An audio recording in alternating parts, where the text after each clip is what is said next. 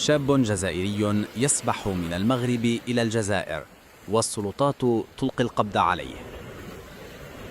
في واقعة غريبة على الحدود المغربية الجزائرية، أظهر شريط فيديو التقطه أحد المصطفين بشاطئ السعيدية شابا جزائريا وهو يسبح عائدا إلى بلاده، قاطعا المسافة بين شاطئ السعيدية المغربي وشاطئ المرسى بن مهيد الجزائري.